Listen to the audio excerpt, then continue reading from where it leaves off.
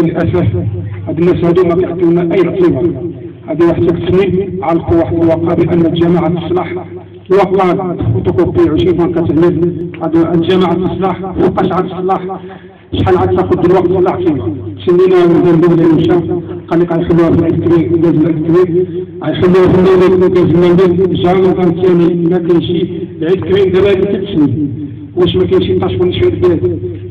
واش ما كاينش المحسنين؟ ميزانيه ثلاث واش غيهدموها غيبنيوها؟ ما والغريب في الامر انهم ما كيعطيوك حتى خبر، لا ما كيعطيوش هاد المواطنين هذا كاملين. واش هذا عباد الله هذا الناس كاملين اللي جاو كيصلوا لا اعتبار لهم والاخرين المتربين؟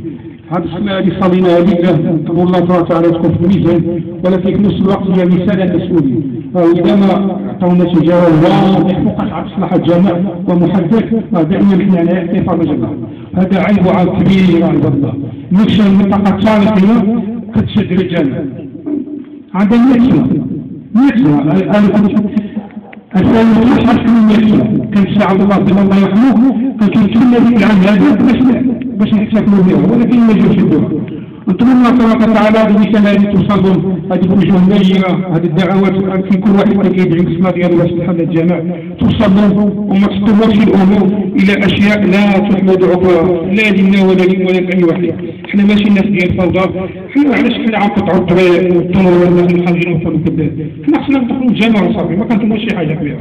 ونطلب الله برسالة هذه توصل. والاخوه الكرام نختموا هذا الشرف ديالنا ونصافوا كل واحد كأن شيئا لم يكن. ونطلب الله تبارك وتعالى يوصل الشعب خالق العالمين ويدعي لنا شي فتره.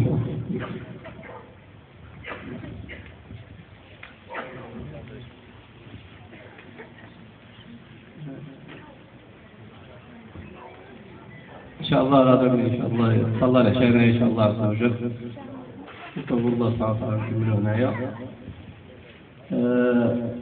المسجد هذا لا وصاني خلي قصة جدنا الله يرحمه كي كان أذن فيه هنايا ولازوا فيه علماء ولازوا فيه فقهاء له تاريخ طويل.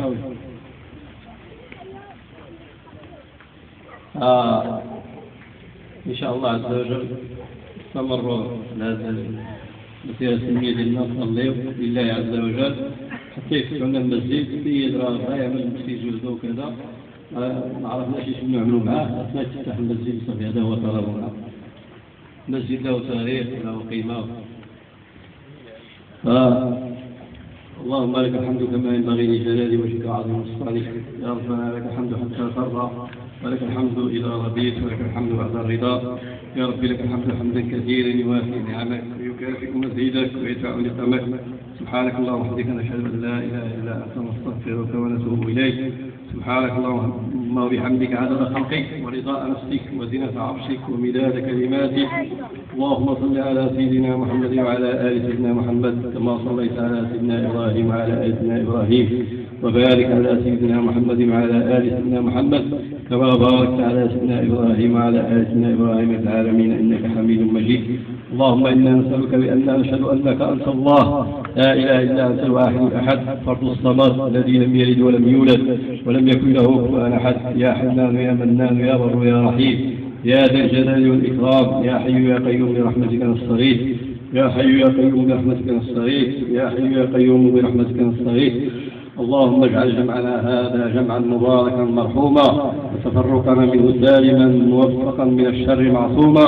اللهم لا تدع لنا فيه ذنبا الا غفرته ولا هما الا فرجته ولا مريضا الا شفيته ولا حاجة من حوائج الدنيا إلا أعنتنا على قضائها والآخرة إلا أعنتنا على قضائها يا أرحم الراحمين يا رب العالمين. اللهم اجعل هذا العمل سببا في فتح مسجدنا مسجد مرشان إن شاء الله عز وجل. اللهم اجعله سببا لفتح هذا المسجد. اللهم اجعله سببا لفتح هذا المسجد يا أرحم الراحمين يا رب العالمين. إنك الكريم إنك ولي ذلك والقادر عليه نتوكل عليك وأنت أرحم الراحمين. فرج همنا يا أرحم الراحمين وهم جميع المسلمين في مشارق الأرض ومغاربها وتولى أمرنا بكل خير وارفعنا عندك بالشهداء والصالحين.